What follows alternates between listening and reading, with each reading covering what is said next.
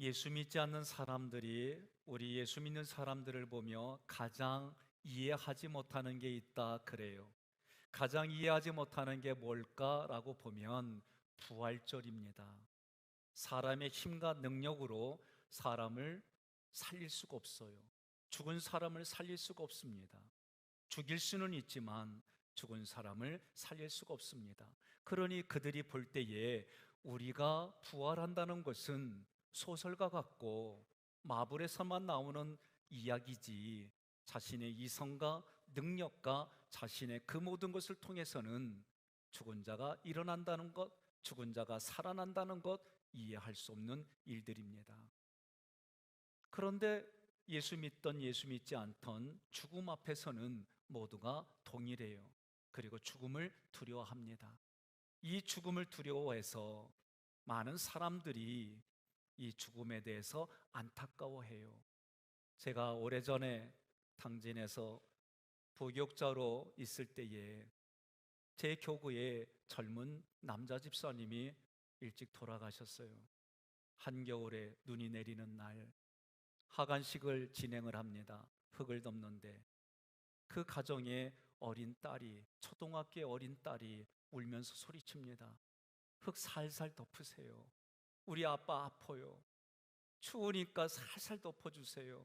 그렇게 이 아이가 부르짖는 거예요. 가끔 생각이 납니다. 어떻게 지낼까 궁금하기도 하고. 그 당시 이 부분에 대해서는 참 어려웠어요. 어떻게 해석해야 됩니까? 이 현장을 어떻게 받아들여야 됩니까? 그 아이가 예수님 믿는, 가정에서 예수님 잘 믿는 아이지만 죽는다는 것, 죽음 이후에 우리는 어떤 것인지 알지 못하기 때문에 자기가 할 수 있는 최고의 최선으로 그날 그렇게 부르짖은 겁니다. 여러분들은 죽음을 어떻게 생각합니까? 막연히 세상 사람들처럼 두려워합니까?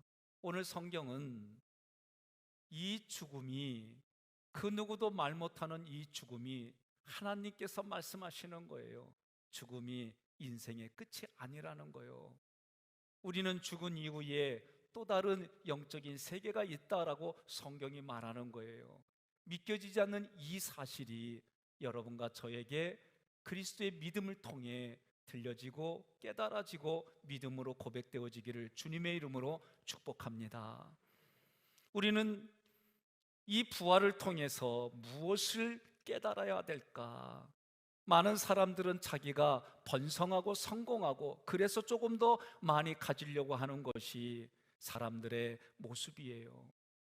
그래서 그렇게 살아가는 사람들에게 소망을 거기다 두지 마라. 소망은 예수님밖에 없다. 예수님이 희망이다. 그 근거가 무엇이냐? 부활을 봐라. 이렇게 지금 성경이 말하고 있는 겁니다. 그렇다면 소망이고 희망이 되는 이 부활이 왜 그런가? 저는 첫째로, 여러분, 내가 있는 자리가 행복해지려면 하나님의 능력을 믿어야 돼요. 하나님의 능력을 믿어서 내 중심의 삶이 하나님 중심의 삶으로 바뀌는 거예요. 그러면 어떻게 되느냐? 나로부터 시작한다가 아니라 내게 계신 하나님으로부터 시작합니다. 이 고백이 분명해야 되는 거예요. 하나님께로부터 왔으니 하나님께로부터 갑니다. 하나님이 나에게 수입을 주셨으니 하나님으로부터 내가 드립니다. 이런 모든 생각들이 하나님으로부터 시작해서 하나님께로 종결 지을 때에 내 마음의 염려와 두려움이 사라지는 거예요. 사랑하는 성도 여러분, 죽은 자를 살린다는 것은 사람의 힘으로 할 수 없지만 오직 하나님만 하실 수 있습니다. 그래서 사도 바울이 고백했어요. 고린도후서 13장 4절 함께 봉독합니다. 그리스도께서는 약한 가운데서 십자가에 못 박히셨으나 하나님의 능력으로 지금도 살아계십니다. 그리스도를 믿는 우리도 역시 약하지만 하나님의 능력으로 그와 함께 살며 여러분의 문제를 처리할 것입니다. 아멘. 사랑하는 사람의 죽음, 나의 죽음, 여러분 막연히 두려워하지 마시고 그 죽음을 이기신 예수님을 믿는 믿음으로 이 땅을 살아가시기를 바랍니다. 예수 믿지 않는 사람이 쓴 책입니다. 심리학으로 죽은 이후에 영혼이 있어서 이 땅에 이렇게 살아야 돼라고 하는 그런 인생과 죽으면 끝이야, 무슨 인생이 있어, 그래서 살아가는 삶의 차이는 하늘과 땅 차이라는 거예요. 죽음 이후에 아무런 인생, 아무런 영적인 존재가 없다고 한다면 사람들은 지금 마음대로 자기 하고 싶은 대로 살아가는 거예요. 그러나 내 육신이 땅으로 돌아간 이후에 영적인 세계가 있음을 믿으면 내가 지금 살아가는 삶의 자리에 하나님이 나의 주인이고 그 하나님이 나를 이끌어 가시고 그 하나님의 말씀에 순종하는 삶이 여러분과 저의 삶인 줄 믿습니다. 하나님은 어떤 분이냐? 살리는 분이에요. 모든 종교와 철학자들은 이 죽음 앞에 침묵했습니다. 이럴 것이다, 저럴 것이다 라는 이야기는 있지만 누구도 경험해 보지 못한 것이기 때문에 쉽게 이야기를 못합니다. 그러나 여러분과 제가 믿는 하나님은 죽은 자도 살리시며 무덤 속에 들어간 자도 일으켜서 세우시는 전지전능하신 하나님인 줄 믿으시기를 바랍니다. 로마서 4장 17절에 하나님은 죽은 사람을 살리시고 없는 것을 있게 하시는 분이시다. 믿으시면 아멘 하시기를 바랍니다. 창세기로부터 하나님의 능력이 말씀으로 선포되어지고 모든 창조물들이 일어나고 흑암과 혼란의 질서가 하나님의 말씀으로, 하나님의 계획으로 우주 만물이 조화와 균형을 이루어 일어나서 나아가는 거예요. 하나님은 어떤 분입니까? 죽은 자도 살리시는 분입니다. 하나님은 어떤 분입니까? 없는 것을 있는 것처럼 부르시면 그대로 되어짐을 믿으시기를 바랍니다. 그래서 하나님이 민수기에 내가 하는 말을 선포하라는 거예요. 하나님이 들으신다는 거예요. 그러나 내가 하는 말을 누가 들어요? 내가 들어요. 그 말을 희망의 소리를 말했더니 내가 자꾸 듣는 게 희망의 소리예요. 내가 말하는 것이 비전의 말이었더니 그 말이 내게 비전이 되고 하나님이 그 내게 들리는 대로 이루시겠다는 거예요. 여러분, 그러니 내가 원망을 말하고 불평을 말하면 누가 들어요? 내가 듣는 거예요. 그리고 그 원망과 불평에 사로잡혀 살아가는 거예요. 그러나 내가 원망으로 말할 것도 하나님이 이것을 허락하셨으니 하나님이 해결해 주십니다. 그리하면 원망이 사라져요. 원망이 사라지면 하나님을 믿는 믿음과 기대 속에 성취되어지는 일들이 넘쳐납니다. 이것이 우리의 현장인 줄로 믿으시기를 바랍니다. 예수님은 병자들을 고쳐주셨습니다. 귀신을 쫓아내셨습니다. 죽은 지 나흘이 된 나인성 과부의 아들도 살리셨습니다. 우리가 믿는 하나님은 죽은 예수님을 다시 살리셔서 그의 능력을 전 세계에 선포하셨어요. 그러니 여러분과 제가 첫 번째로 어떤 일이든 무슨 일을 하든지 간에 하나님의 능력을 믿어야 되고, 오늘 부활을 통해서 무엇을 먼저 생각해야 되느냐? 하나님의 능력을 먼저 생각하고 믿으시기를 바랍니다. 여러분, 두 번째로 우리가 기억해야 될 게 뭐냐? 예수님의 부활은 잠자는 자들의 첫 열매가 되었다는 거예요. 고린도전서 15장 20절로 23절 말씀에 첫 열매가 되었다. 함께 봉독합니다. 그러나 그리스도께서는 죽었다가 다시 살아나 죽은 사람들의 첫 열매가 되셨습니다. 죽음이 한 사람을 통해서 온 것처럼 죽은 사람의 부활도 한 사람을 통해서 왔습니다. 아담의 죄로 모든 사람이 죽은 것 같이 그리스도로 모든 사람이 다시 살게 될 것입니다. 그러나 부활에는 각자 자기 차례가 있습니다. 첫째는 첫 열매이신 그리스도이고, 다음은 그리스도께서 다시 오실 때 그분을 믿었던 모든 성도들입니다. 아멘.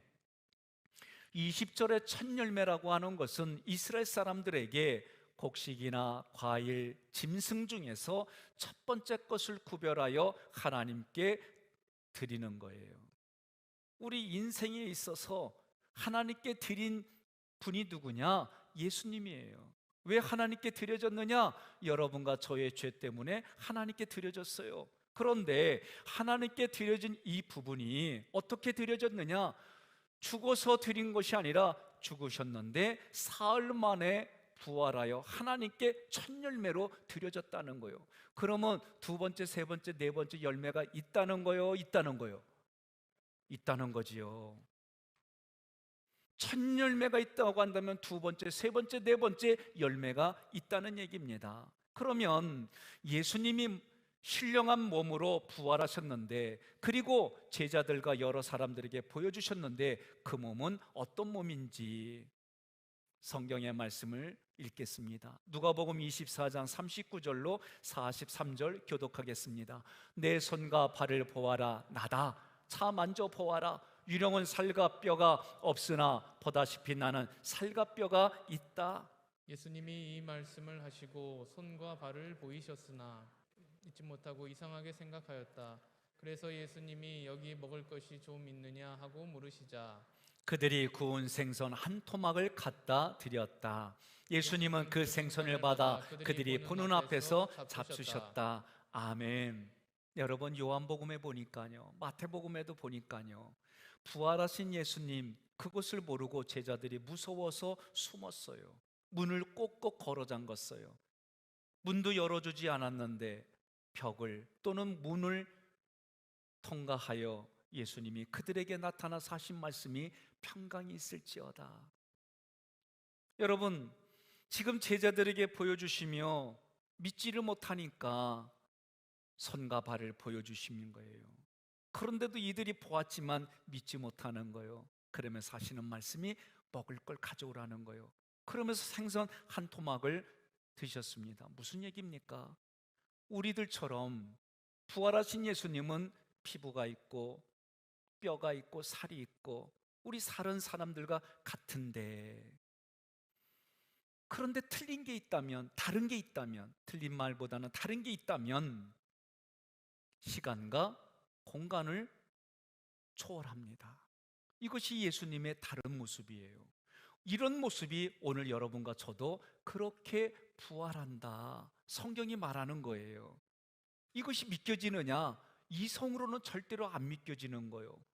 믿어지려면 하나님이 내 눈을 열어주시고 귀를 열어주시고 나의 삶의 어떤 부분을 통해 이 말씀이 믿어지게 하시는 거예요. 이것이 은혜입니다.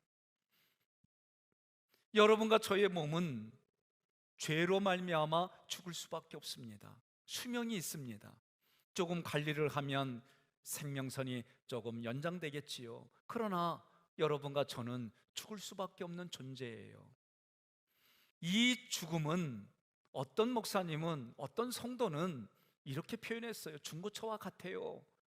왜 그런가 하고 글을 읽어보니까 중고차는 수리하잖아요. 시간이 지나면은 기계의 부속품들이 수명이 있어서 갈아끼면서 그 차를 유지하는데, 시간이 더 지나면 부속품이 없어서 폐차시켜야 되는 거예요. 우리의 몸도 그래요. 과학이 많이 발달했어요. 의학이 많이 발달했어요. 제 몸에도 어떤 죽은 이의 슬간절이 제 몸에 있어요. 우리가 과학이 발달하고 의학이 발달해서 조금은 갈아낄 수 있어요. 그러나 생명은 바꿀 수가 없습니다. 그래서 그분들은 우리의 인생이 중고차와 같다, 그렇게 표현했어요. 여러분, 우리는 언젠가는 죽습니다. 언젠가는 육신을 떠납니다. 그것이 세상에서 말하는 죽음이고, 많은 사람들이 그 죽음의 정체를 몰라서 염려하고 두려워하고 안타까워하는 거예요. 그러나 여러분과 저는 육체가 죽으면 끝나는 것이 아니라 하나님의 영적인 세계에서 하나님과 함께 있다가 예수님이 재림지로 오실 때 그분과 함께 오고, 그리고 심판 시상식장에서 우리의 육체가 예수님처럼 육체와 영혼이 만나서 부활하는 일들이 우리 현장에 일어나는 줄로 믿으시기를 바랍니다. 요한계시록 14장 13절 함께 봉독합니다. 그때 나는 하늘에서 기록하라, 지금부터 주님을 믿고 죽은 사람은 행복하다라고 말하는 음성을 들었습니다. 그러자 성령님도 그렇다, 그들은 괴로운 수고에서 벗어나 쉬게 될 것이다, 이것은 그들의 행한 일이 그들에게 따라다니기 때문이다 하고 말씀하셨습니다. 아멘. 우리가 육체가 죽고 나면은요, 예수님과 함께 영원한 하나님 나라에서 안식을 취하는 거예요. 이것이 성경이 약속한 거예요. 그러나 예수님이 재림하실 때에는 하늘에서 다시 재림하실 때에는 먼저 하나님께 간 영혼들이 함께 온다는 거예요. 데살로니가전서 3장 13절 함께 봉독합니다. 또 여러분의 마음을 굳세게 하셔서 우리 주 예수님이 모든 성도들과 함께 다시 오실 때 하나님이 우리 아버지 앞에서 거룩하고 흠이 없게 하시기를 기도합니다. 아멘. 다시 오실 때에 여러분, 우리의 영혼육이 예수님처럼 그렇게 부활한다라고 말씀하는 거예요. 그러면 여러분과 제가 하나님이 계시는 그 나라는 어떤 나라이냐? 베드로후서 3장 13절에 그러나 우리는 하나님의 약속대로 정의만이 있는 새하늘과 새 땅을 기다리고 있습니다. 그 나라는 어떤 나라예요? 새하늘과 새 땅인데 하나님의 공의, 하나님의 정의가 있는 거예요. 오늘날 나라와 나라, 그리고 우리가 살아가는 지역, 우리가 몸담고 있는 교단, 그 모든 곳에 보면 오직 정의, 오직 공의만 있지는 못해요. 그래서 때로는 억울해해요. 그러나 그것 때문에 마음 상하지 말라는 거예요. 왜? 살아계신 하나님이 반드시 그 일을 갚아주실 뿐만 아니라 내가 행한 대로 하나님이 갚아주시는 은혜가 있어요. 그러니 그가 악한 것으로 했으면 악한 것으로 받고, 그가 선한 것으로 하면 선한 것으로 받는 것이 오늘 성경의 약속입니다. 이제 부활이라고 하는 것은 하나님의 능력으로 예수 그리스도가 첫 열매가 되어져서 예수님처럼 우리들의 영혼육이 부활하는데, 그러면 이제 그 나라 있기까지 우리는 어떤 자세로 살아야 될까? 요한계시록 21장 2절 함께 봉독합니다. 나는 거룩한 성새 예루살렘이 하나님에게서부터 하늘에서 내려오는 것을 보았는데 마치 신부가 신랑을 위해 단장한 것 같았습니다. 아멘. 여러분, 에베소서는 우리의 신앙생활을 어떻게 표현했느냐? 정결한 신부로 표현했어요. 하나님이 우리의 신랑이 되셔서 예수님이, 신랑이신 예수님이 이제 우리를 맞으러 올 때 먼저 부활한 육신의 땅의 흙으로 돌아가고 영원히 그 하늘에 함께 있던 분들이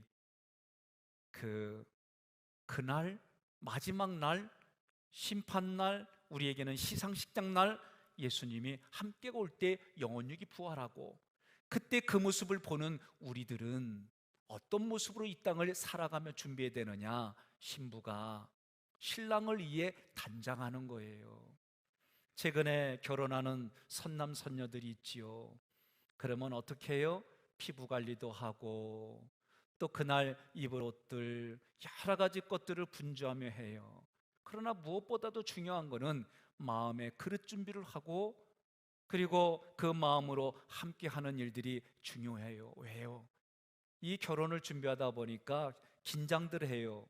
부모는 부모대로, 신부는 신부대로, 신랑은 신랑대로 긴장하다 보니까 자기의 생각들이 때로는 부딪히기도 하고 그래요. 그러나 그날만큼은 그날을 준비해서 이런저런 여정들을 통해 그날 아름다운 모습으로 서는 거지요. 마찬가지로 오늘 우리가 이 땅에 예수님이 재림지로 오시기까지 우리는 이런저런 모습으로 살아가요. 그러나 핵심은 우리가 그날을 성경은 천국잔치라고 그래요. 그 천국잔치에 정갈한 신부의 모습으로 가는 여정들을 밟아야 된다는 거예요. 그러려면 어떻게 해야 됩니까? 나 중심에서 하나님 중심으로, 나 중심에서 배우자 중심으로, 나 중심에서 어린아이들 입장에서 생각해보는 일들이 우리에게 있는 거예요. 지난주에 선배 목사님 부부를 만났습니다. 그런데 이분들이 무슨 얘기를 하다가 저한테 그러는 거예요. 백 목사님도 식사를 준비하는 아내한테 혹시 이런 멘트 하세요? 그러는 거예요. 그래서 무슨 멘트인가 하고 귀를 기울였더니 그 남편 목사님이 여보, 향기가 코를 찌르는데 음식이 기대가 되고 당신의 뒷모습을 보니까 너무 아름다워 보여요.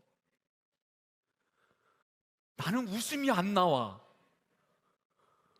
그러는 거예요. 그러면서 사모님이 그 말하는데 너무 행복해갖고 웃으면서 얘기하는데 이 말을 하는 거예요. 저거 뻥인 거 안 돼. 그런데도 그 말을 들으니까 마음이 활짝 열리고 기쁘고 자기가 더 준비하더라는 거예요. 그래서 나보고 해보래. 그래서 하려고 그랬더니 안 했으니까 뻘쭘하잖아요.